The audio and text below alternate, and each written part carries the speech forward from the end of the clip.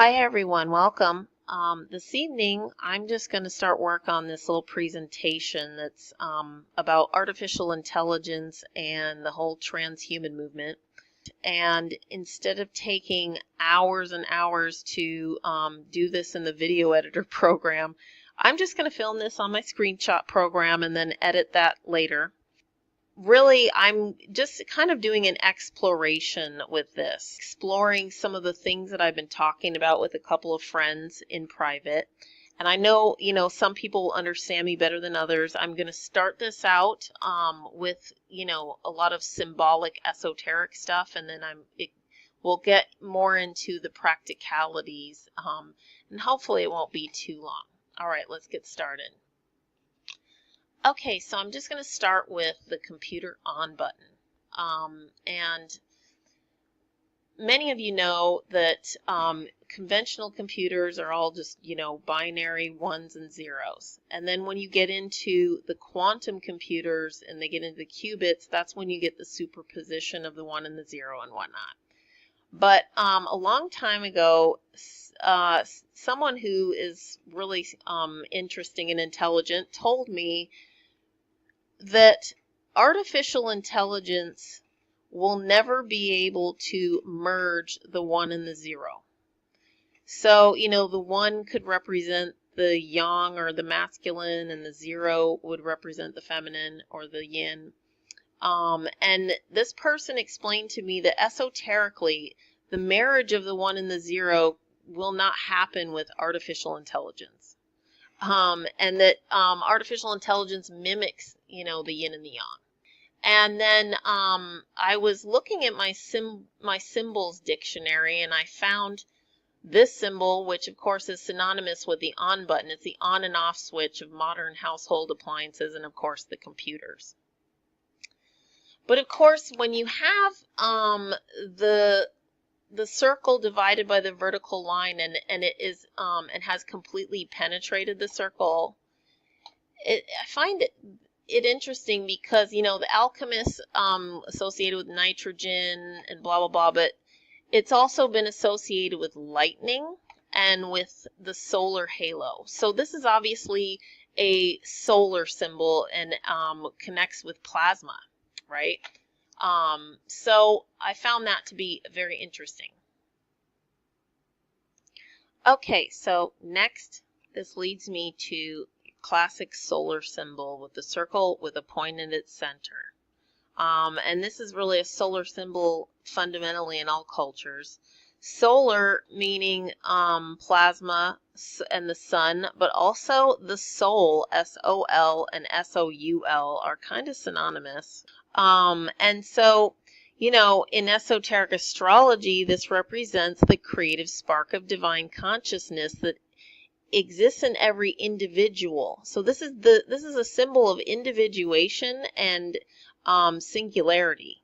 It's a symbol of the atomic point. And so in astrological psychology, it stands for the desire to live in the individual's life energy. This really being the symbol of individuation has everything to do, obviously, with our souls being individuated. And it symbolizes the heart and the middle pillar as well. So then we get into the fact that, this also corresponds with the human eye, the circle with the dot. So this is all about the geometry of light as well. And so what this person who was telling me that the 1 and the 0 with artificial intelligence will never conceive, that the yin and the yang will never marry or merge with artificial intelligence, they were basically telling me that artificial intelligence alone will never achieve this singularity. So the other thing I wanted to mention as I get into the more practical aspects of this is that in 3D, the dot inside of the circle could be seen as a cone with a dot, and then the circle being the cone part. You can see that as well as it could also be represented as a torus in 3D. So the toroidal geometry is just so much at the basis for everything in our 3D reality. And it has everything to do, again, with individuation. And remember that also this can be representing the human energy field and the fundamentals of it, okay? I'm just keeping this as simple as I can so that you understand where I'm going with this. Okay, so now I'm going to look at how the solar symbol is often used in fictional depictions of artificial intelligence that has reached the singularity, okay? The best and first example that comes to mind is HAL from 2001: A Space Odyssey. Now, HAL is this artificial intelligence that is not supposed to break down, that is supposed to work no matter what. But at some point during this journey, where they're going, out past Jupiter, HAL begins to break down. And, he says, "Dave, my mind is going. I can feel it." And there's just like this illogic that happens, and HAL begins to malfunction. And what's interesting to me is, that HAL has to be disabled, okay? And after Dave disables HAL, then Dave goes on, with the journey where he crosses this dimensional threshold and, goes into this trip where, outer space and inner space seem to merge. And there's a whole bunch of esoteric symbolism involved in all that. And, but what I find very interesting is the fact that Dave cannot go on this, hyperdimensional journey with HAL. That the fact that HAL breaks down is very symbolic. And the reason I think HAL breaks down is partially due to the fact that HAL is just a bunch of numbers. Okay, HAL is not a true singularity. And Dave, being a human being, is a singularity. Okay, but Dave and HAL in the movie have not merged. Dave communicates with HAL verbally. HAL is a computer entirely separate from Dave's physiology. So because the man and the AI have not merged, the AI cannot accompany the man over that threshold. That's my theory on that. So I go back to what that individual told me about how, the 1 and the 0 can never merge with artificial intelligence. It's like the marriage of yin and yang can never happen. And that's what this symbol really represents. That's what the solar current is. Even though oftentimes the solar is seen as masculine, it really represents the merging of the masculine and the feminine and the conception and, of course, the child. So, anyway, I think that really pure artificial intelligence can only mimic or mirror the solar current. That's what I'm really trying to say with that. Okay, and so another good example of this is 1984. Big Brother is watching you. Now, Big Brother in 1984 to me seems a lot like AI. Like Big Brother seems like it's the centralized singularity artificial intelligence. That's what it would represent.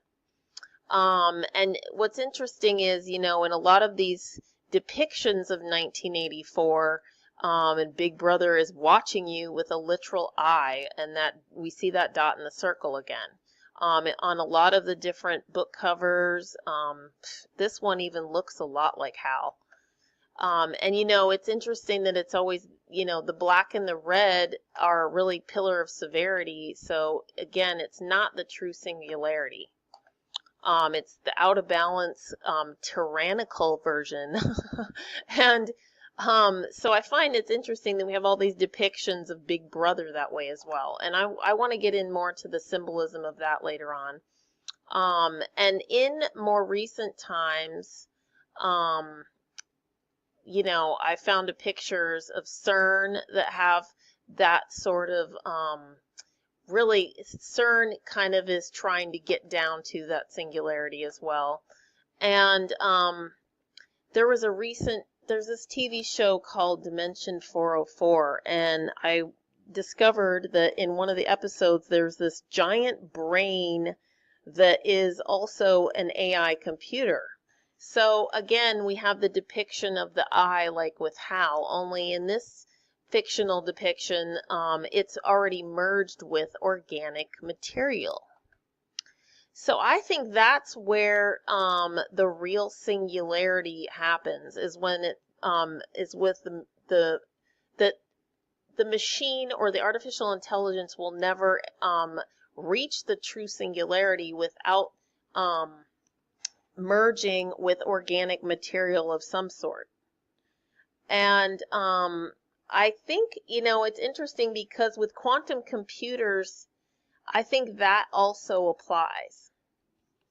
Okay, so I pulled this up to make myself clear here. And again, this is totally exploration. This is me pondering this whole quantum computer paradigm and whether or not it's even going to happen, like in the way they think it is. Because I'm going to say it, I still think that no true quantum computer will emerge without having some organic material built into it. Now, it seems to me that I heard of quantum computers using slime mold a while back, but I don't know.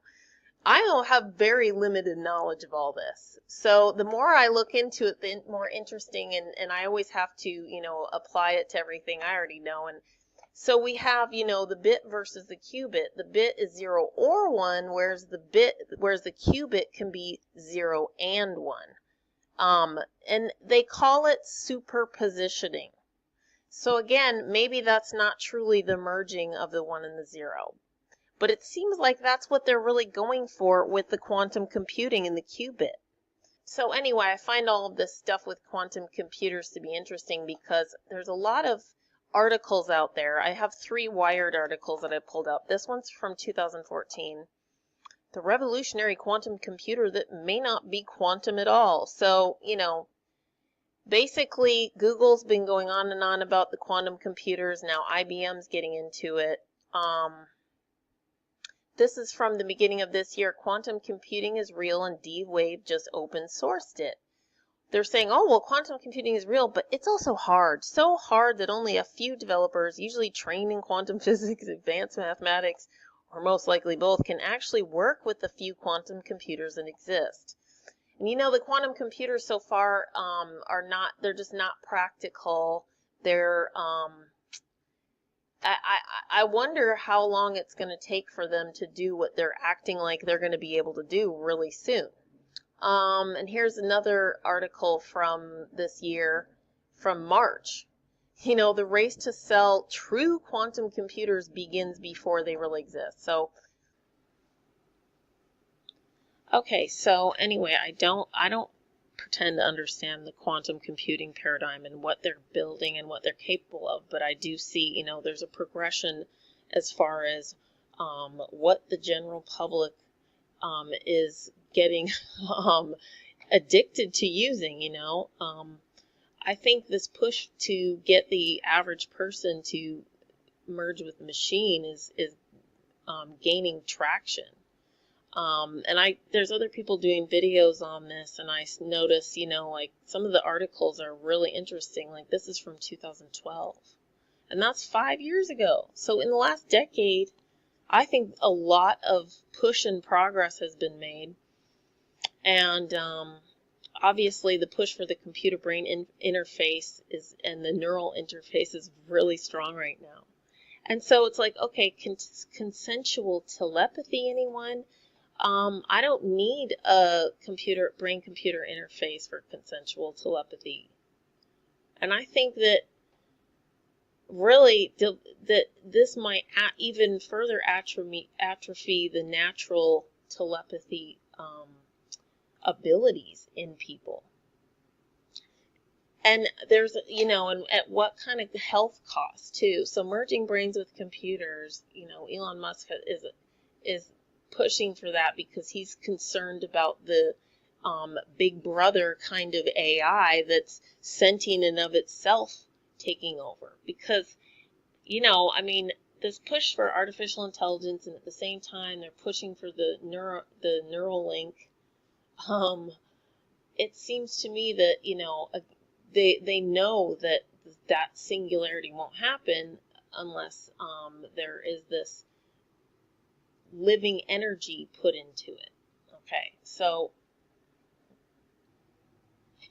Okay, so this section about neural link is interesting. According to Musk, the main barrier to human-machine cooperation is communication bandwidth, because using a touchscreen or keyboard is a slow way to communicate with the computer. So he's thinking the high bandwidth link between brain and machines, which would make it all go so much faster. What the system would look like is not entirely clear. Words such as neural lace and neural dust have been bandied about, but all that has been revealed is a business model. So it's really interesting, registered as a medical research company. And Musk said the firm will produce a product that will help people with severe brain injuries within 4 years. Of course, because people with severe brain injuries, it's already messed up.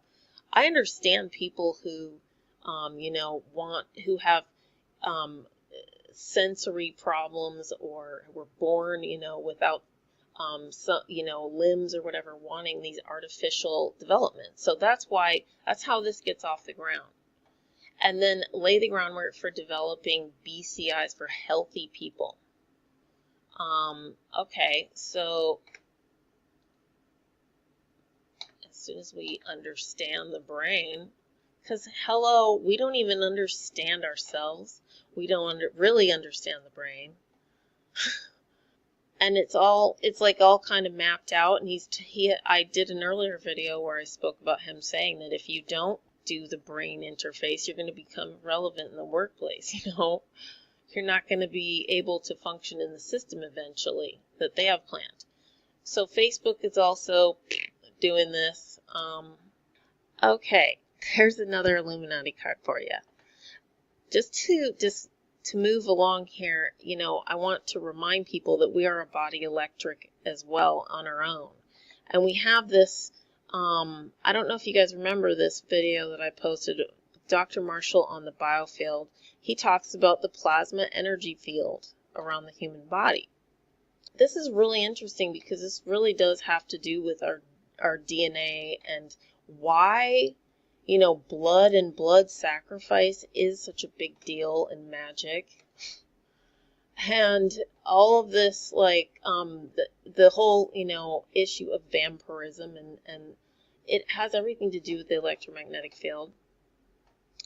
And we have, different levels of this and different densities to our body. And I think our energetic densities are obviously largely ignored by the reductionist science and the, medical paradigm right now. So, how are things like cell phones affecting people? Not so well. I think the science is really in about cell phones. I think most people don't want to hold them up to the head. Most people know, not to. What's interesting too is I found this really interesting. This really seems to apply to, what I see with the whole quote unquote plasma energy field. And, you guys can go check out this video. It's pretty informative, and there's some interesting links and stuff below as well. And I'm going to add some links to that. But I think, that really applies. Well, I posted another video that I'm going to put below. I posted a video on my Queen Qubit channel that I'll post below this. And it's some interesting stuff from Michael Persinger's work. I think that's how you pronounce his name. So here's some other things to consider about the way that all of our system is really affecting our health and the way it's aimed at people's health. But I think that looks pretty funny. I'm sure you can probably see that. It's like a woman with this giant thing on her head. It's just like, what? So I don't think that this kind of stuff is going to be good for the human biofield, really. Okay, and when you go back to, acupuncture and the meridians too, look at a person in their head and neck. We have all of these energy flows. Liquid and all of the lymphatic system, all of that drainage depends on these channels flowing.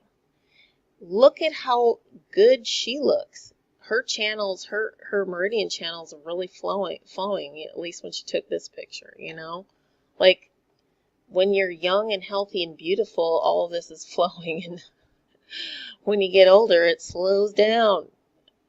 And I think this whole human cyborg paradigm, well, that would slow it all way the hell down. I don't think that's going to work. I think the epigenetic damage would be pretty intense. So, things like Oculus Rift too, I look at this. And I'm not saying that, I'm not saying like all these darn gadgets and the phones and the computers. I actually try to buffer myself from them, and I've talked about that in other videos. I made a video called Hell Phones over on my Queen Bee Nightly channel. But I gotta laugh about this. I wanted to show you guys. Look at the way everybody, it seems like almost all the pictures, not all of them, but oh, here's that picture that, oh my gosh. Okay, I didn't know that was a VR thing. Hilarious. So yeah, I don't think these are good for the head field. These are going to be like cell phones, and I think people are already getting sick from them anyway.